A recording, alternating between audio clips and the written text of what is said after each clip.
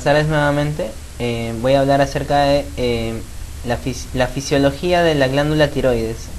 Mi nombre es Anthony Breña Correa y voy a empezar.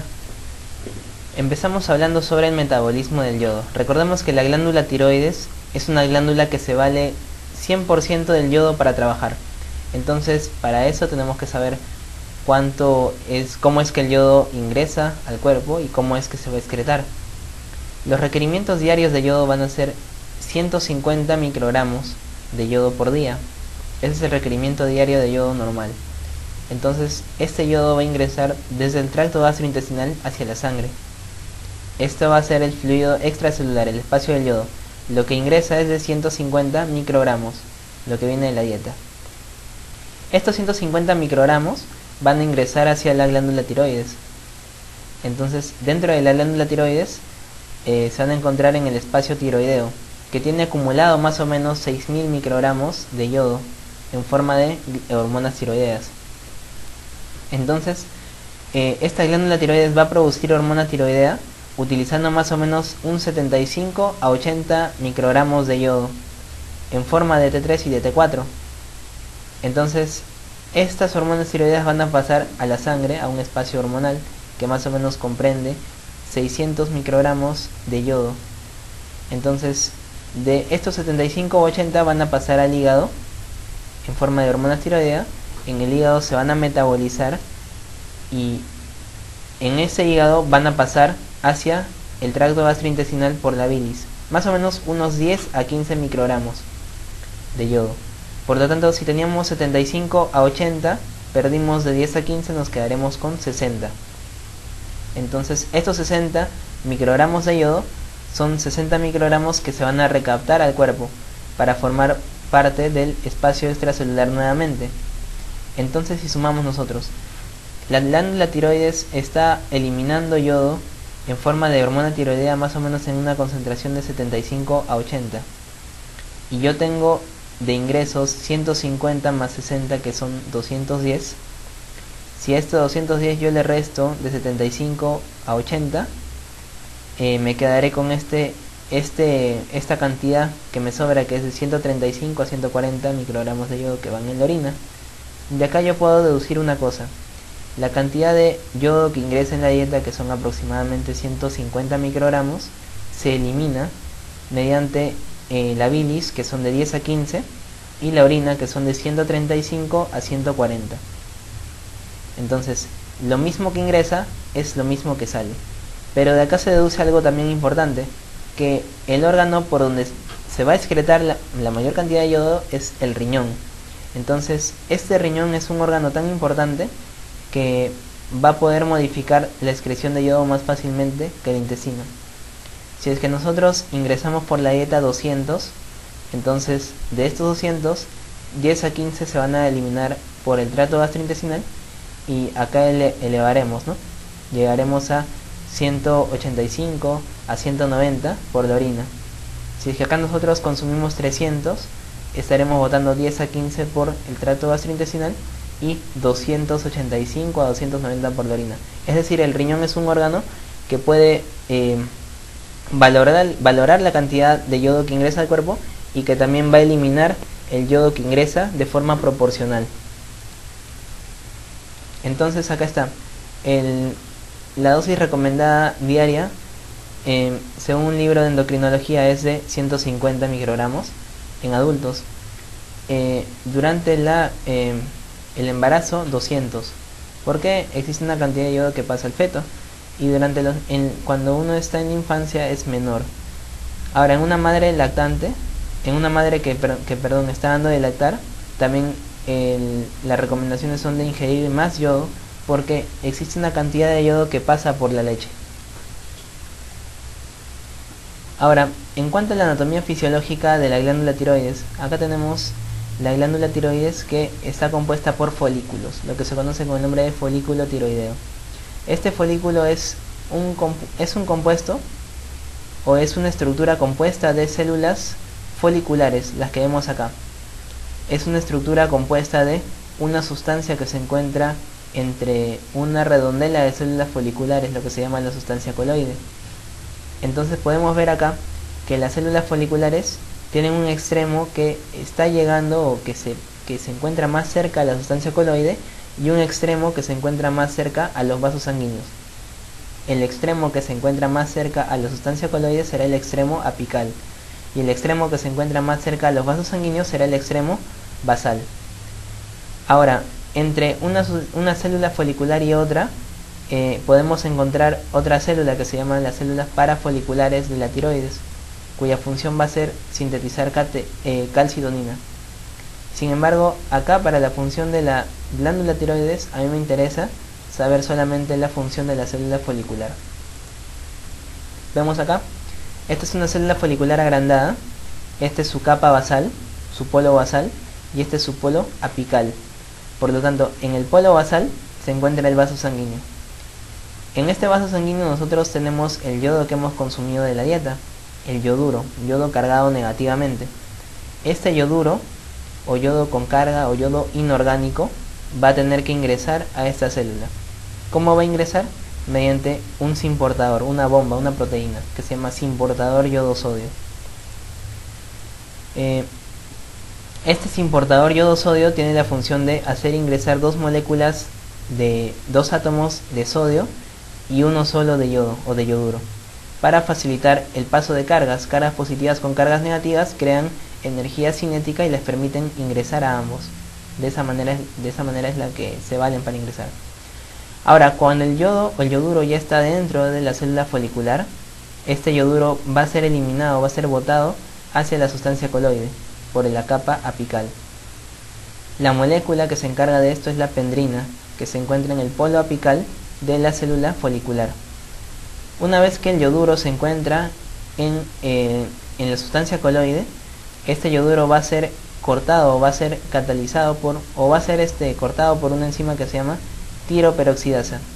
Es una peroxidasa que se encuentra en la glándula tiroides, por eso se llama tiroperoxidasa. Entonces va a pasar de ser un yodo cargado negativamente a un yodo sin carga, tiroperoxidasa. Ahora, como es un yodo sin carga, va a ser un yodo que metabólicamente este yodo, como es un yodo sin carga, es llamado también yodo orgánico. Por lo tanto, va a tener la capacidad de poder unirse a esta molécula que se llama tiroglobulina. Esta molécula tiroglobulina es una molécula que es sintetizada en la célula folicular. Y al ser sintetizada en la célula folicular, estamos hablando de que esta célula folicular ha formado ARN mensajero. Este ARN mensajero se ha convertido en tiroglobulina, que ha ingresado al retículo endoplasmático rugoso, luego al aparato de Golgi, se engloba en una vesícula, y esta vesícula se ha fusionado con la membrana de la capa apical. Al fusionarse, ha liberado su contenido de tiroglobulina. Entonces acá tenemos a la molécula de tiroglobulina entera. Como podemos ver, acá tiene residuos de tirosina, que es un aminoácido, y este yodo orgánico sin carga va a tratar de unirse a estos residuos de tirosina para formar la hormona tiroidea. De esta manera, el yodo se va a unir a los residuos de tirosina y va a formar la hormona. Entonces tenemos acá un esquema. Si esta es la tiroglobulina, esta tiroglobulina tiene residuos de tirosina. Entonces, siempre el carbono 1, recordemos, esta es una molécula de 6 carbonos, ¿sí? Entonces, el carbono 1 es el carbono que se encuentra unido a la molécula de tiroglobulina, a la proteína. Este será el carbono 1, este será el 2, el 3, el 4, el 5 y el 6. Entonces, el yodo va a unirse inicialmente al carbono 3. 1, 2 y 3. Carbono 3, formando el monoyodo tirosina. ¿Por qué? Porque tiene solamente una molécula, un átomo de yodo, por eso se llama monoyodo tirosina, porque está unido a la molécula de tirosina. Luego se va a unir otro yodo en el carbono 5 y se va a formar el 3,5 diyodo tirosina. El primero se le conoce con las siglas MIT, al segundo con las siglas DIT. Pero ahora, ¿qué pasará si es que unimos una tirosina con otra tirosina? Se formará un dipéptido. Entonces este dipéptido, unión de tirosina con tirosina, se llama tironina. Si es que tenemos a esta tironina, en donde inicialmente ya se había formado en el carbono 3 y luego en el carbono 5 y nuevamente se va a formar en el carbono 3 de la segunda tirosina, se llamará 3,5,3' triiodotironina, o sea T3. Esta será la T3. Y si a esta T3 se le une un yodo en el carbono 5 de la segunda tirosina, se llamará 3,5,5' tetraiodotironina, o la T4, o también llamada tiroxina. Ahora, si es que al revés, si es que la T3 se forma con 2 átomos de yodo en la primera tirosina y en la segunda solamente un átomo de yodo, si lo hacemos de la forma contraria, si solamente se une un átomo de yodo a la primera y 2 átomos de yodo a la segunda, será el 3,3'5' triiodotironina, o la T3 reversa. La T3 reversa es una hormona tiroidea que no tiene función. Es una hormona tiroidea que no tiene actividad biológica. Entonces de esta manera se forman las hormonas tiroideas. Pregunta: ¿en qué posición se produce la iodinización de la T3 reversa a diferencia de la T3? Entonces estamos viendo acá que la T3 tiene átomos de yodo unidos al carbono 3, 5 y al 3'. En cambio acá tiene solamente al 3' y 5'. Entonces la T3 reversa está iodinizada en el carbono 5', a diferencia de la T3 que no tiene este yodo en el 5'. Por lo tanto la respuesta será la clave A. En la posición 5' se encuentra iodinizado la T3 reversa, a diferencia de la T3 normal. Acá tenemos un esquema agrandado de cómo funciona la célula folicular. Por un lado ingresará el yodo por medio de un simportador yodo-sodio, 2 átomos de sodio por 1 de yodo, creando energía cinética para que el yodo pueda ingresar. Este yodo será expulsado hacia la sustancia coloide por medio de la pendrina.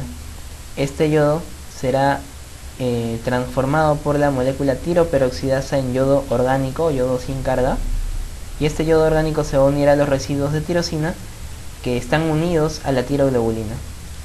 De esa manera formamos la hormona. Ahora, ¿de dónde viene la tiroglobulina? Viene de acá.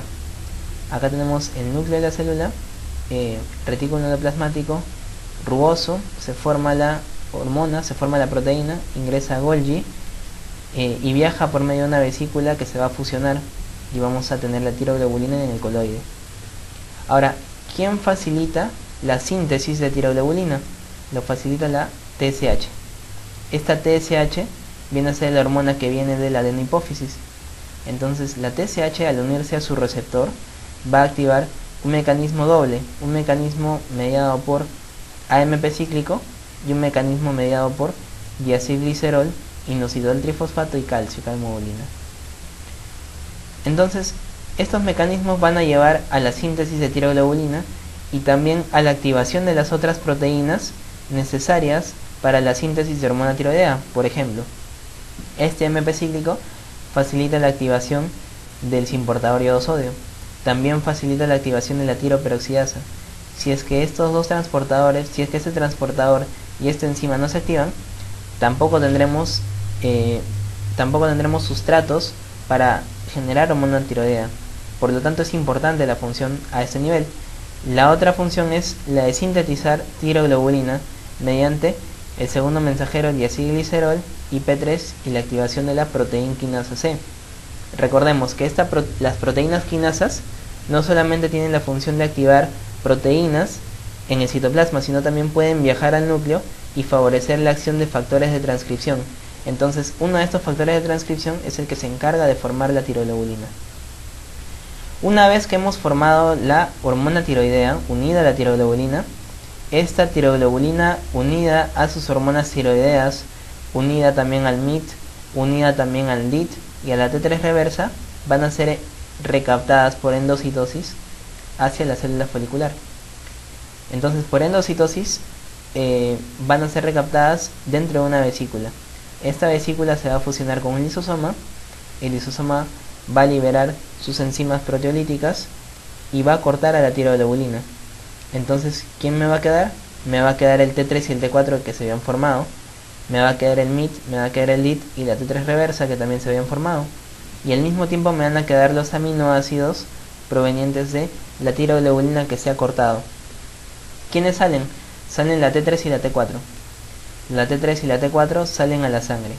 Pero vemos acá que existe una transformación de T4 a T3 dentro de la misma célula folicular. A esto se le llama deshalogenación tiroidea de la T4, porque la T4 pierde un halógeno, pierde a un átomo de yodo. Entonces el T4, por medio de una enzima que se llama desyodasa, que a nivel tiroideo puede ser de tipo 1 o de tipo 2, va a pasar a ser T3. Por lo tanto, acá, ¿sobre qué carbono actuará? Sobre el carbono 5'. Entonces, una parte del T4 pasa a ser T3 y luego ambos se van hacia la sangre por la membrana vasolateral. ¿Qué pasa con el MIT, con el LIT, con la T3 reversa que se habían formado o que se liberaron en el citoplasma? Son recaptados hacia la célula y van a ser separados cada uno en sus componentes mínimos. Por ejemplo, el MIT será separado en tirosina y aparte en yodo orgánico. El DIT también será separado en tirosina y en 2 yodos orgánicos, el T3 reverso también. Y al mismo tiempo la tiroglobulina, que forma sus aminoácidos que me van a servir de sustrato para la síntesis de tiroglobulina nueva cuando venga otra molécula de TSH. Entonces de esta manera es como la célula folicular trata de ahorrar componentes para que no tengamos que consumir demasiado yodo o tampoco demasiados aminoácidos para poder producir esta hormona tiroidea. Vemos acá un esquema de la función de la TSH sobre la célula folicular tiroidea. Vemos acá que la TSH favorece el incremento de AMP cíclico y también el incremento de calcio, diacilglicerol e inositol trifosfato. Entonces la TSH tiene un doble mecanismo de acción a nivel de la célula folicular. Es un concepto importante. Vemos acá que la TSH sobre la célula folicular tiroidea incrementa la cantidad del yodo, incrementa la cantidad de yodo dentro de la célula folicular por la captación de yodo aumentada. ¿Quién medía esto? La fosfolipasa C. ¿Qué más? Disminuye o retrasa o tiene un incremento prolongado en la expresión del simportador yodo-sodio. ¿Quién medía esto? El AMP cíclico. Entonces, en síntesis, la TSH tiene la función de favorecer la función de síntesis de hormona tiroidea. ¿Favoreciendo qué cosa? La activación de las enzimas y de las proteínas y transportadores necesarios para formar la hormona tiroidea. Al mismo tiempo, la TSH tiene una función importante sobre el tamaño de la célula. Cuando la TSH aumenta, la célula folicular empieza a crecer. Y eso es algo que se puede ver en la enfermedad que se llama tiroiditis de Hashimoto, que es una enfermedad autoinmune en donde las células foliculares o la glándula tiroides empieza a destruirse. Empieza a destruirse de forma autoinmune por una inmunidad mediada por células. Entonces, al destruirse, entraremos en un cuadro de hipotiroidismo primario. Al tener hipotiroidismo primario, la vía de inhibición feedback negativo desde la proveniente de la hormona tiroidea no se va a dar. Entonces la TSH y la TRH van a incrementar sus niveles en el plasma. Al incrementar el nivel de la TSH va a actuar sobre las células foliculares de la tiroides que quedan y las va a empezar a hacer crecer de tamaño. Entonces, en el hipotiroidismo primario se podrá evidenciar bocio por crecimiento del tamaño de las células foliculares y en general, de toda la glándula tiroides, mediado por la TSH.